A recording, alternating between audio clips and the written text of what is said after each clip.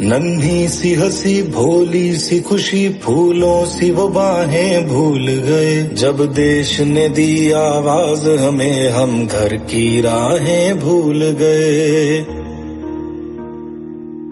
हम सोए नहीं कई रातों से जाने वतन सौ चांद बुझे। हमें नींद उसी दिन आएगी जब देखेंगे आबाद तुझे।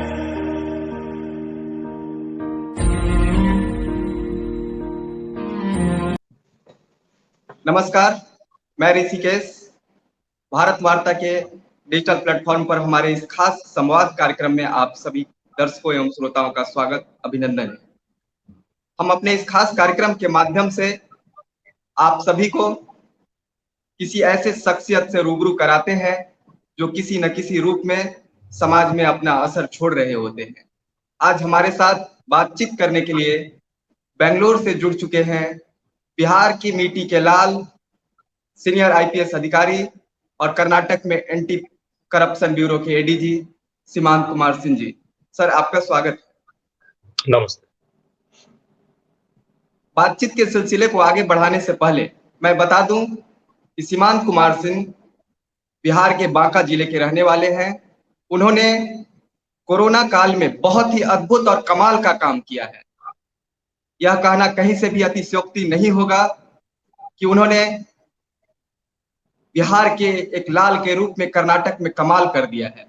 खासकर तब जब कोरोना महामारी की शुरुआत हुई थी, जब कोरोना का पहला लहर आया था, उस वक्त अप्रवासियों की पीड़ा को समझते हुए उन्होंने लाखों अप्रवासियों को अपने घर भेजने के लिए, उनके घर भेजने के लिए एक अद्भुत प्रयास किया और लाखों अप्रवासियों को अपने प्रयास से उनके राज्य, उनके घर तक भेजा। खास करके बिहार के लोगों को, झारखंड के लोगों को, उत्तर प्रदेश के लोगों को, उड़ीसा के लोगों को। इस तरह से वे लॉकडाउन के पहले चरण में, यानी कोरोना के पहले चरण में, वे माइग्रेंट्स हीरो बनकर उभरे। कह सकते हैं कि अप्रवासियों के मसीहा। बाद में जब अभी कोरोना की दूसरी लहर आई, इस वक्त जब पूरे देश में ऑक्सीजन की किल्लत हुई, ऐसे समय में उन्होंने लोगों की टूटती सांसों को थामने के लिए अपने प्रयासों से अपने लोगों के साथ मिलकर के एक अद्भुत प्रयास किया और इस तरह से वे लोगों को ऑक्सीजन कंसंट्रेटर उपलब्ध कराने लगे। कर्नाटक के लगभग 17 जिलों से अधिक जगहों पर उन्होंने एक ऑक्सीजन कंसंट्रेटर उपलब्ध कराया। अभी उन्होंने अपने गृह क्षेत्र बांका में भी कुछ ऑक्सीजन कंसंट्रेटर भेजा है। इस तरह से वे कर्नाटक में ऑक्सीजन मैन के तौर पर भी जाने लगे हैं। मैं सीधे जानना चाहता हूं सीमांत कुमार सिंह जी से कि वे विस्तार से बताएं कि यह शुरुआत कैसे हुई, कैसे उन्होंने लोगों की मदद करने का जिम्मा उठाया, लोगों की पीड़ा को समझते हुए अपनी मानवीय संवेदना को जागृत कर कैसे इतनी बड़ी मदद की। क्योंकि अक्सर देखा जाता है कि जब हम 1, 2, 10, 20, 50, 100 लोगों की मदद करते हैं तो हमें झल्लाहट होता है, ऐसा लगता है कि हमने क्या बड़ा जिम्मा उठा लिया। लोग इरिटेट हो जाते हैं जब फोन कॉल्स आने लगते हैं। आपने अपना मोबाइल नंबर जारी करके लाखों लोगों को बिहार, उड़ीसा, झारखंड जैसे राज्यों में भेजा।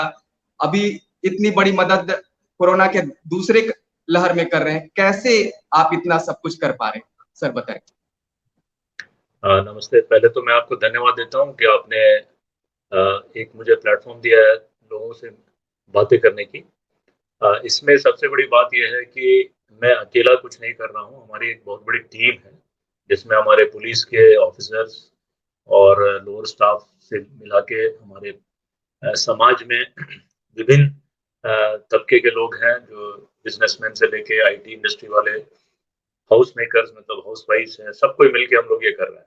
तो जैसा कि आपने कहा कि पहली लहर में पिछले साल जब ये पहली बार इस तरह से समस्या आई, तो उस समय मेरा जो मोबाइल नंबर था वो बिहार के कुछ जो पेपर्स है, न्यूज़ पेपर्स हैं बिहार और झारखंड में, वहाँ पे मेरा जो पर्सनल मोबाइल नंबर है वो पब्लिश हुआ था, जिसके फलस्वरूप कंटिन्यूसली मुझे 2 महीने तक लगातार, ये मैं सही मामले में कहें तो अप्रैल और मई 2020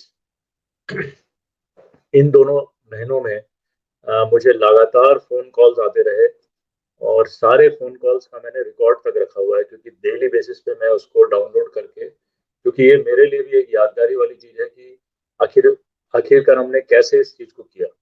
जब हम उस चीज को देखते हैं तो 2 महीने के बाद फिर तीसरे महीने से जब श्रमिक ट्रेन चलने लगी तो सारा सिलसिला जो खाने का लेके श्रमिक ट्रेन चलने तक का एक बहुत बड़ा सिलसिला था। तो करीब 1 लाख के ऊपर लोग को हमने मदद पहुंचाई है।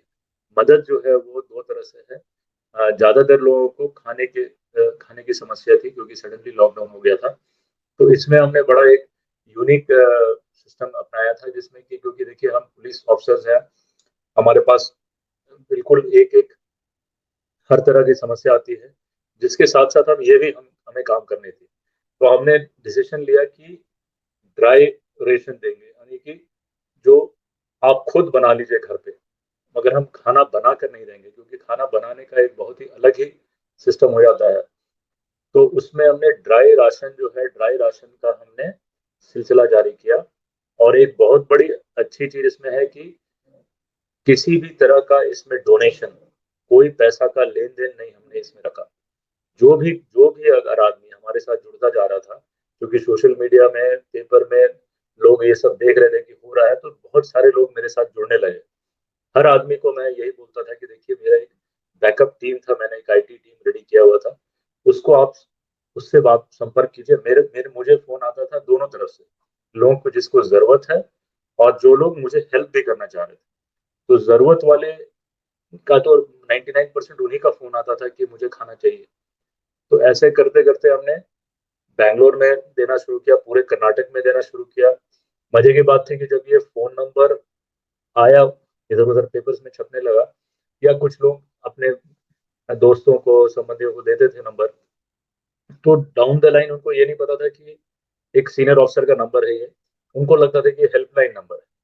तो मुझे पटना से भी, मुझे बिहार से, रांची झारखंड से, मुझे असम से, गुजरात, तमिलनाडु, केरला से भी फोन आने लगा। जहाँ पे लोग रह रहे उनको लग रहा है कि ये एक हेल्पलाइन नंबर है। अच्छा, मैं जब ये फोन रिसीव करता था तो उनको उनकी समस्या है उस जगह के संबंध से। तो अब मैं उनको ये नहीं बोल सकता हूँ कि देखिए आप फोन रखिए, मैं वहाँ का आदमी नहीं हूँ। तो मैं किसी तरह से उस फोन को भी रिसीव करता था। और मेरे जो बैचमेट हैं उस राज्य में, उन्होंने मुझे बहुत हेल्प किया। उनको पता चल गया था कि मुझे इस तरह से प्रॉब्लम हो रही है, मुझे फोन कॉल्स आ रहे हैं।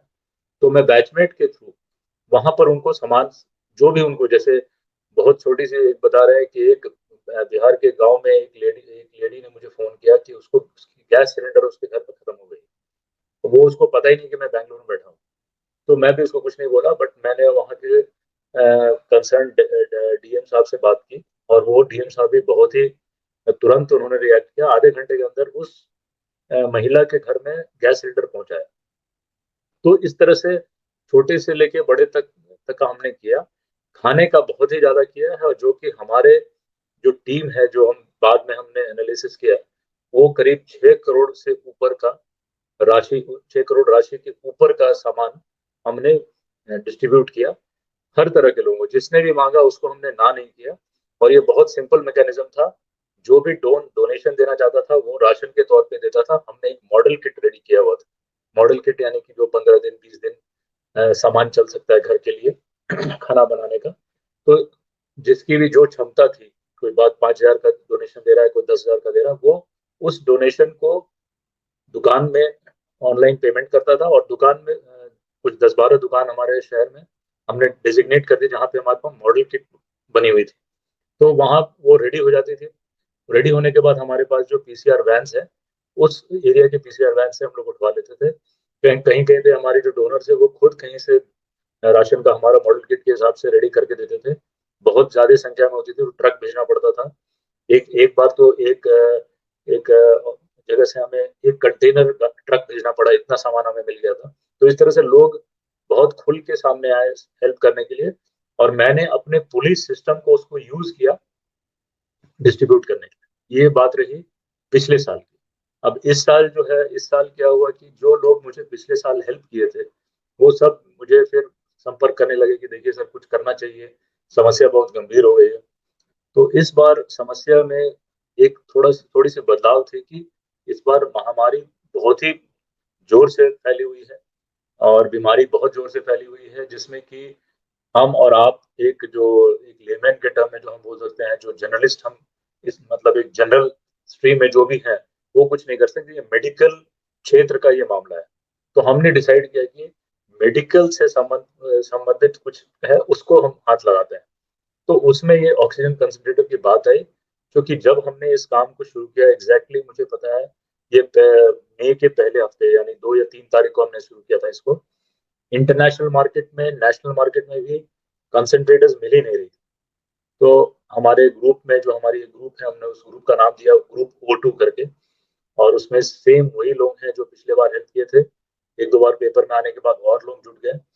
तो इसमें भी हमने यही कंडीशन डाला कि कोई डोनेशन नहीं जमा होगा, कोई अकाउंट नहीं खुलेगा, जिसको भी देना है वो मशीन खरीद के हमें दे, उस मशीन का हम सही मामले में इस्तेमाल करके दिखा देंगे। तो अब बात हुई कि कैसे उस मशीन को यूज किया जाए। तो क्योंकि इतनी कॉस्टली मशीन है कि इस हर घर घर में हम बांट नहीं सकते हैं, कहीं हम खोल नहीं सकते हैं।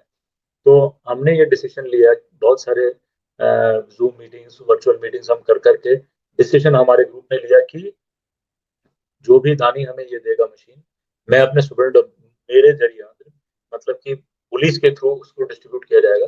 तो मैं स्टूडेंट ऑफ पुलिस जो एसपी है हमारे जिले में, उनसे मैं संपर्क करता था। जैसे कि आज अगर 4 मशीन मुझे मिल गई तो मैं एक किसी जिले के एसपी को संपर्क करके उसको मैं हैंड ओवर करता था उसकी टीम को ही। वो इंटर्न इसको जो ग्रामीण क्षेत्र में सरकारी अस्पताल है वहां पर इसको वो हैंड ओवर करते थे डिस्ट्रिक्ट सर्जन या डिस्ट्रिक्ट हेल्थ ऑफिसर के मुखांतर। वहां देने पर क्या है कि हमारी पुलिस की भी जो हमारी जो बल है उनको अगर जरूरत पड़े तो वो भी यूज कर सकते हैं। सबसे ज्यादा गरीबों में और जो जरूरतमंद लोग हैं ग्रामीण क्षेत्र में उनको यूज हो। तो ऐसा सिलसिला कर करके कर्नाटका में अभी हमने 30 जिले में इसको बढ़ा दिया है। अभी तक 30 जिले में करीब 155 मशीन हम कल तक बांट चुके हैं। अभी एक खुशी की बात यह है कि मशीन्स बहुत सारे तादाद में अब आने लगी हैं सब जगह, नेशनल और इंटरनेशनल मार्केट से। तो इसीलिए वो समस्या नहीं है। बट वो जो 20 से 25 दिन का समय था उसमें हमारी टीम ने दिन रात काम किया, और जैसे मशीन आती थी वो सब सारी मशीन इंपोर्टेड हैं। मशीन आती थी हम उसको कस्टम्स क्लियरेंस कराना, उसको डिस्ट्रीब्यूट कराना, उसको यूज करना, उस तुरंत हम उसको यूज में लाते थे, क्योंकि ऑक्सीजन एक ऐसी चीज है कि जो जरूरत तुरंत चाहिए हमें।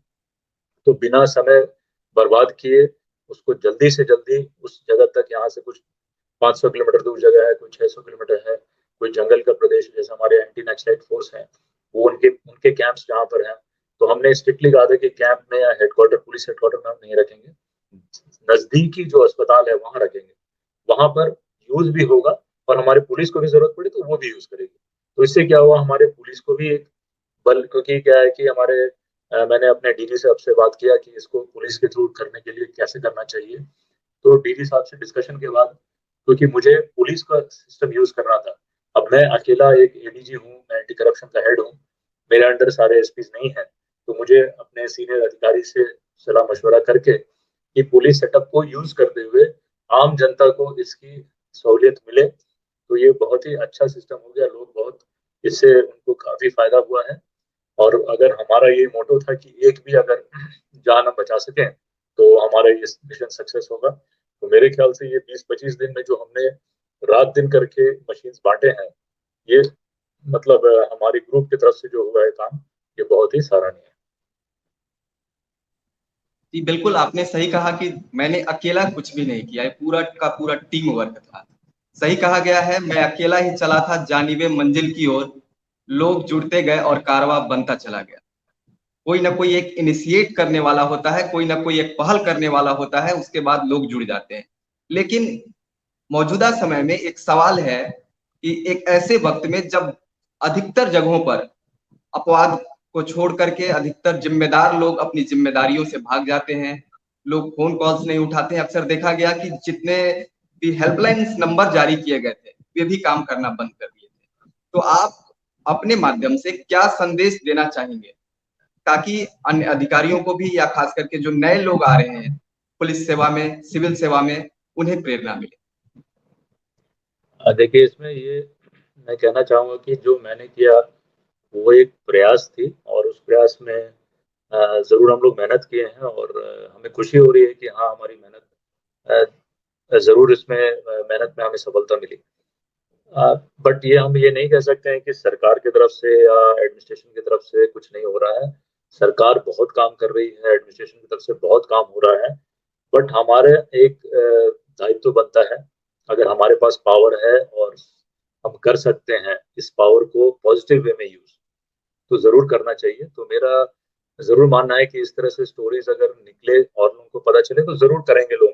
ऐसा नहीं है कि लोग नहीं करना चाहते हैं। उन्हें जैसे हमारे साथ भी हुआ, हमारे साथ भी इस ग्रुप में हमें हुआ कि भाई पिछले साल हमने खाना राशन दिया था, तो इस बार राशन देने का हमने स्ट्रिक्टली उस जिम्मेदारी को नहीं लिया, क्योंकि अभी दिक्कत हो जाएगी। ये तो बीमारी बहुत फैली हुई है, लोग कहीं नहीं निकलना चाह रहे हैं, तो हमारी जो पुलिस की व्यवस्था है उसके थ्रू ही हमें इसको आगे बढ़ाना था। तो ये समस्या आ गई थी। तो इसी तरह से जो यंग ऑफिसर्स आ रहे हैं, समाज में और भी लोग हैं, ना ही ऑफिसर्स, हर तरह के लोग हैं, और हर आदमी हेल्प करने के लिए इच्छुक है, बट रास्ता नहीं मिल पा रहा है। मैं देखा हूँ, मैं कर्नाटक में भी देखा हूँ, बिहार में भी देखा हूँ, लोग खुद बहुत जोर शोर से आगे आते हैं हेल्प करने के लिए। कुछ इक्का दुक्का लोग किसी और कारण से करते होंगे, वो अलग बात है, बट ऐसे समस्या में जरूर लोग हेल्प करते हैं। आप खुद देख रहे हैं, फोटो इतना आ रहा है, लोग यहाँ पर श्मशान में लोग दूसरे का मतलब डेड बॉडी जला रहे हैं, हेल्प कर रहे हैं, तो ये तो बहुत बड़ी बात है ना। तो इसीलिए सरकार को, हमें सरकार के साथ मिलके सब कोई अगर करेंगे तो सरकार की हाथ और मजबूत होगी। और ये समस्या किसी ने भी नहीं इसको मतलब के एनालिसिस में ही नहीं था कि इस तरह से समस्या आई, कोई भी इंफ्रास्ट्रक्चर चरमरा जाएगा इतने इतने बड़े समस्या में। तो उसको धीरे धीरे सेटअप करें। अब आप इसी को देखिए, मेरे तरफ से बहुत लोग हेल्प कर रहे हैं, बहुत सारे लोग हैं, कोई श्मशान में लगा हुआ है, कोई रेलवे स्टेशन पे है, कोई बस स्टैंड पर है, कोई रोड पे खाना बांट रहा है, कोई किसी को ऑक्सीजन पहुंचा रहा है, कोई रेमडेसिविर इंजेक्शन है तो अभी ब्लैक फंगस का प्रॉब्लम है वो पहुंचा रहा है। हर तरह का हो गया, हर आदमी लगा हुआ है इसमें करने के लिए। इक्के दुक्के लोग हैं जो कि नजरअंदाज कर देते हैं, वो भी मेरे ख्याल से इस तरह से मोटिवेशन, इस तरह से जो अगर आप पब्लिश करेंगे देखेंगे तो उनको भी लगेगा कि नहीं चलो हम भी क्यों नहीं कर सकते हैं, जरूर करेंगे वो लोग भी। ये बस समय की बात है, सब कोई आगे बढ़कर आएंगे तो जरूर इस महामारी से क्यों हर चीज से हम लड़ सकते हैं। जी बिल्कुल, आपने सही कहा कि हर नागरिक को, हर व्यक्ति को यह सोचना चाहिए कि हम और हमारी सरकार अलग एजेंसी नहीं है। हमें भी सरकार को सहयोग करना चाहिए और सरकार से हमें सहयोग की अपेक्षा रखनी चाहिए। दूसरी बात, आप बिहार से हैं।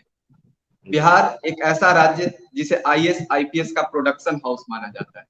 ऐसा माना जाता है कि बिहार के अधिकारी सारे भारत में शासन चला रहे हैं, हर राज्य में बिहार के आपके अधिकारी दिख जाते हैं। लेकिन जब कभी किसी आपदा या विपदा का समय आता है, अक्सर देखा जाता है कि बिहार के लोग, जब कोई वैसा समय आता है तो बिहार के लोगों को वहां पर, बिहार के लोगों के साथ गलत व्यवहार किया जाता है, दुर्व्यवहार किया जाता है। और जबकि बिहार के लोग ही सारे भारत के फैक्ट्रियों को चलाते हैं। भारत में जितनी भी फैक्ट्रियां हैं, जितने भी बड़े कार्यालय हैं, जितने भी बड़े प्रोडक्शन हाउस हैं, वहां बिहारी ही मिलेंगे। तो आप अपने माध्यम से बिहार के जो भी लोग किसी ओहदे पर हैं, उनके लिए क्या संदेश देना चाहेंगे? क्योंकि जैसे आपने शुरुआत की और उसका फायदा बिहार के लोगों को भी मिला, क्योंकि कर्नाटक में बहुत सारे लोग थे, बिहार के न्यूज़पेपर्स में आपका नंबर पब्लिश हुआ, उसके माध्यम से लोग आपसे जुड़े, आपने उन्हें बिहार भेजने के लिए अपने स्तर पर कोशिश की, झारखंड भेजने का प्रयास किया और लाखों लोग पहुंचे भी। झारखंड के मुख्यमंत्री आपसे ने आपसे बात की, मैंने मीडिया के माध्यम से ही देखा था। तो आप क्या एक ऐसा संदेश देना चाहेंगे ताकि हर बिहारी जो जहां भी जिम्मेदार पद पर हो या सक्षम हो, वे मदद करें? क्योंकि एक धारणा बन चुकी है कि हमारे अंदर बिहारी स्वाभिमान की अब कमी हो गई है। और वो कहते हैं ना कि जो बेरंग है उस पर क्या क्या रंग जमाते लोग। हमारे अंदर प्रतिभा है, हमारे अंदर सब कुछ है, लेकिन जब भी कुछ ऐसा समय आता है, जब भी कोई बुरा वक्त आता है, तो हमारे साथ दूसरे अन्य राज्यों में दुर्व्यवहार किया जाता है। तो आप अपने माध्यम से क्या संदेश देना चाहेंगे?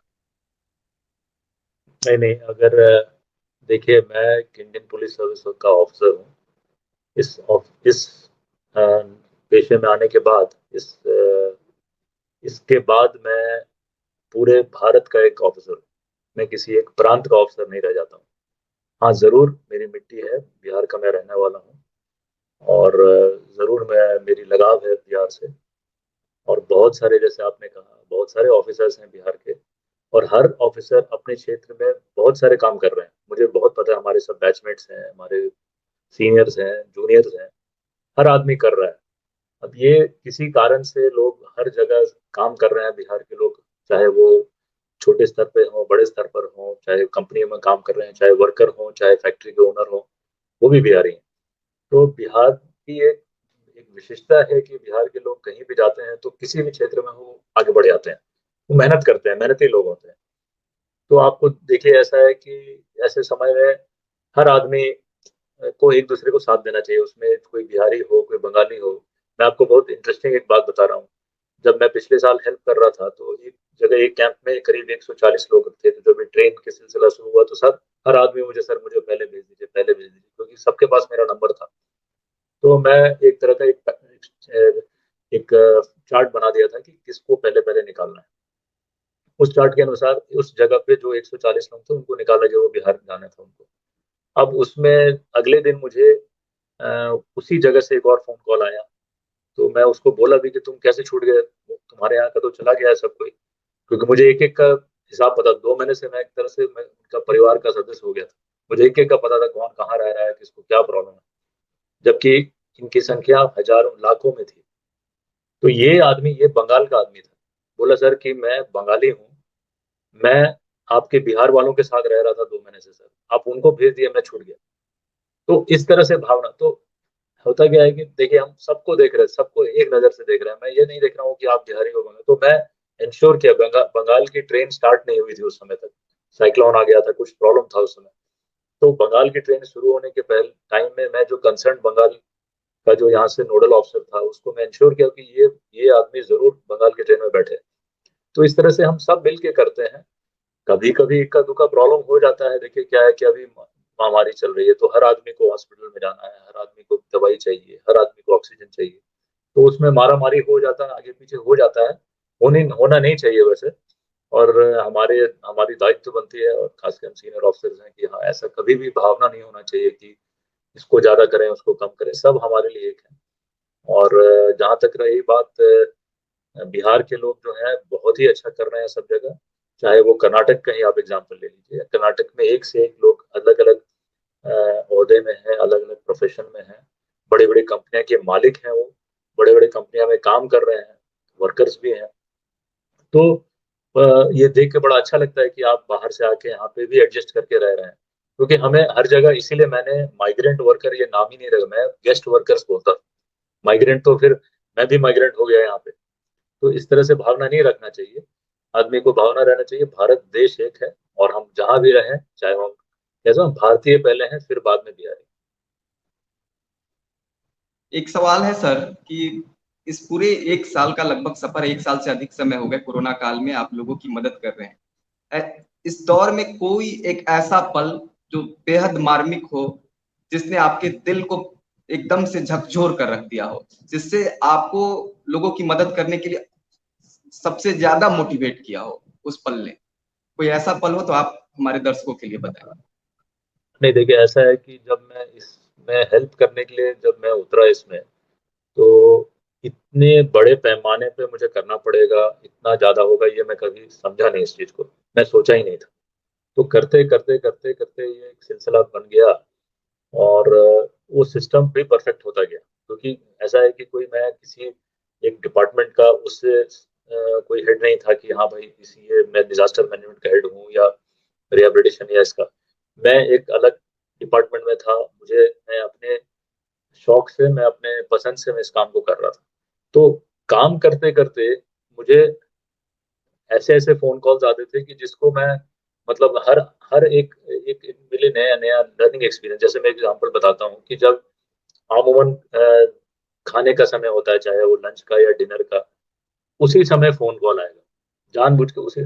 और वो इस तरह से बोलते हैं कि सर आज मैं भूखा हूँ। तो इस तरह से बात होती थी। तो ये सब मतलब दिल को छू जाती थी कि देखो। तो फिर मैं खाना भी रोक देता था अपना, कि मैं अभी नहीं खाऊंगा, तो उसको पहले पहुंचाओ। एक एक बहुत ही इंटरेस्टिंग है कि जहाँ पे वो 6 लोग थे, उनको रात में पहुंचना था सामान। उन्होंने मुझे फोन किया था, तो मेरे सिस्टम के हिसाब से उनको शाम में पहुंच जाना था सामान। अब किसी कारण से नहीं पहुंचा। सुबह सुबह 6 बजे वो फिर फोन किया मुझे कि सर ऐसे बोल तो नहीं रहे हैं, बट आपने कहा था मिल जाएगा, अभी तक नहीं मिला, हम रात में भूखे सो गए, गर्म पानी पी के सो गए 6 लोग। तो इस तरह से वाकया होती थी, तो मुझे बड़ा खराब लगा। तो फिर मैं कंसर्न जो ऑफिसर, उसको मैं बोला कि देखो तुम क्यों नहीं किए हो। अच्छा, वो ऑफिसर भी किसी कारण, क्योंकि वो अ, ऐसा ऑफिसर था नहीं, मैं उसको पर्सनली जानता था, उस ऑफिसर को भी ऐसे चूक कैसे हो गई। तो वो खुद ही सुबह सुबह जाके अपने जीप में पर्सनली ब्रेड और केला लेके जाके दिया। तो इस तरह से छोटी छोटी भी चीजें हैं। तो लोग एकदम मतलब ना वो एक तरह से पर्सनल बॉन्डिंग हो गई थी। फिर एक और अ, एक अपार्टमेंट, यहाँ पे अपार्टमेंट कल्चर है बैंगलोर में, आपको पता होगा, फ्लैट सिस्टम है। अपार्टमेंट के सामने कुछ झारखंड के लोग रहते थे, वर्कर्स। वो 2 महीना से ये अपार्टमेंट वाले ही उनको खाना खिला रहे थे। तो जिस दिन पहली ट्रेन शुरू हुई, उसके कुछ 5-6 दिन पहले ही ये लोग मेरे पास आए कि सर, क्योंकि मैं पास भी देख रहा था, इंटर स्टेट पासेस का मैं ही ऑर्गेनाइज करा रहा था झारखंड और बिहार के लिए। तो वो बोले कि सर, झारखंड के लिए आप हमें एक बस का पास दिलवा दीजिए, हमारे पास 30 वर्कर हैं, इनको हमने बस एक कर दिया है, बस से भेज देंगे, क्योंकि हम 2 महीने से इनको खाना भी खिला रहे हैं, बस का सारा खर्चा वगैरह हम देंगे। तो मैं उनको रिक्वेस्ट किया कि देखिए, आप 2 लाख रुपए, 2 लाख का खर्चा आ रहा था एक बस में, कि आप इस 2 लाख के बदले 1 वीक रुक जाइए, ट्रेन चल रही है, मैं इनको भी भेजा, 30 लोगों को एडजस्ट कर दूंगा ट्रेन में। उसके बदले में आप ये 2 लाख जो है, उस पूरे ट्रेन में आप फल और जूस और ब्रेड और ये सब बांट दीजिए। तो इस तरह से मैं एक एक पर्सनली देखा, तो वो बहुत खुश हो गए, बोले हाँ सर, ये तो बहुत अच्छी बात है, सबको मिल जाएगा। तो हम यहाँ से ट्रेन में जाने वाले को भी खाने का इंतजाम करा के भेजते थे, ताकि रास्ते में, क्योंकि सब चीज बंद पड़ा हुआ था। फिर एक और ये था कि आपको पता है कि बैंगलोर शहर में एक दूर दूर से लोग यहाँ बड़े बड़े ऑपरेशन से मेडिकल ट्रीटमेंट के लिए आते हैं, बड़े बड़े अस्पताल हैं यहाँ पे। वो सब अस्पतालों के सामने में लॉजेज, जहाँ ये मरीज जो है, वो सब ठीक हो गए हैं, बट लॉकडाउन हो गया, वो घर नहीं जा सकते, उनके पास पैसा खत्म हो गया। कुछ लोग काफी अच्छे मिडिल क्लास फैमिली से भी थे, बट उनका सारा चीज खत्म हो गया है, वो यहीं फंस गया है, ट्रेन जा नहीं रही है, कोई साधन नहीं है। तो मैं क्या किया कि मैं अपने ऑफिसर से उन सब हॉस्पिटल से लिस्ट निकाला कि इस 1-2 महीने के अंदर में कितने बड़े बड़े जो लोग बाहर से आए, उन सबका फोन नंबर, कॉन्टैक्ट नंबर निकालो। और फिर उनको कांटेक्ट किया, वो सब आस पास के लॉजेस में, धर्मशाला में, जो भी है वहां रुके हुए थे, उनको हमने जमा किया। जमा करके कुछ लोग को हमने यहाँ से पासेस का व्यवस्था किया, जिनके पास पैसा था वो बोले नहीं, हम गाड़ी से जा सकते हैं। बाकी लोगों को हम, ट्रेन जैसे शुरू हुई तो अलग कंपार्टमेंट उनके लिए करके अपनी पुलिस की गाड़ी भेज के उनको वहां स्टेशन में दी। तो हर ही एपिसोड मतलब एक तरह से मुझे इससे और जोड़ता, मैं जुड़ता चला गया इस चीज। और एक सबसे इंटरेस्टिंग है कि जिसमें भागलपुर का ही एक गांव है, जहाँ का एक वर्कर यहाँ रहता था, उसके बच्चे की बहुत हालत खराब थी, और वो डेली किसी दवाई को लेता था, डेली। वो दवाई खत्म होने पे आ गई थी, क्योंकि लॉकडाउन था, ये जा नहीं पाया था गाँव। तो ये किसी तरह से मुझे वही सेम फोन नंबर से कांटेक्ट किया। तो मैंने व्हाट्सएप पे उस पर उसका डिटेल लिया फोन का। वहाँ के मैंने डीआईजी से बात की, और वो डीआईजी काफी अच्छे तरीके से वो उस दवाई का इंतजाम करा के उसको सही समय पे गांव पे पहुंचवा दिया अपने पुलिस के थ्रू। तो ये वर्कर जो यहाँ था, ये बिलीव ही नहीं कर पा रहा, इसको विश्वास ही नहीं हो रही थी कैसे कैसे हो जाएगा, क्योंकि उसको बहुत गंभीर कोई बीमारी है उसके बच्चे को, जो हर 6-6 महीना पे वो दिखाता है डॉक्टर को, दवाई लेता था। तो इस तरह से हम लोग बिल्कुल परिवारों से जुड़ गए थे। तो सारा एक सिस्टम ऐसा है कि मतलब हमें ये नहीं लग रहा था कि कोई हमें बर्डन हो रहा है, ये लग रहा था नहीं चलो ये भी हो गया, ये भी हो गया, तो जिस काम पे हम हाथ लगाते थे वो हो जाता था। तो ये बहुत खुशी की बात थी। और यही हमारे अटैचमेंट की, जो आप बता रहे हैं कि कोई एक ऐसा नहीं था, हर हर एपिसोड हमारे लिए मोटिवेशनल हो जाता था। अंतिम सवाल सर, मैं आपके जीवन के बारे में लेना चाहूंगा। आप बिहार से हैं, झारखंड जो कि पहले अविभाजित बिहार में था, वहां से आपकी शिक्षा दीक्षा भी हुई। आप अपने जीवन के बारे में बताएं कि कैसे, कहाँ से पढ़ाई हुई, कहाँ। आपके नाना जी के बारे में भी मुझे पता चला। तो आप पूरा, आप शॉर्ट में सर बताने की। शॉर्ट में मतलब ऐसा है कि मैं शुरुआती तौर पे मैं नैनीताल है उत्तराखंड में भी, वहाँ पे मैं बोर्डिंग स्कूल में था, बट किसी कारण से मेरे साथ कुछ पर्सनल, मतलब मेरे पिताजी की मृत्यु बहुत जल्दी हो गई थी, वो आर्मी में थे। तो उसके बाद मैं अपने नाना जी के साथ वापस रांची आ गया था। रांची मेरे नाना जी प्रोफेसर सीपी सिंह उनका नाम था, अब वो नहीं रहे। हिस्ट्री के काफी नामी वो प्रोफेसर थे। उनके साथ में रह के पढ़ाई किया हूँ। बिशप वेस्टकॉट बॉयज स्कूल करके एक नामकुम रांची में एक है स्कूल, वहाँ पे 12वीं 11th और 12th यानी इंटरमीडिएट उस समय होता था, मैं सेंट जेवियर्स कॉलेज रांची से किया हूँ। और उसके बाद मैं दिल्ली विश्वविद्यालय में गिरोडीमल कॉलेज है, वहाँ पे मैंने अपना ग्रेजुएशन किया है हिस्ट्री में।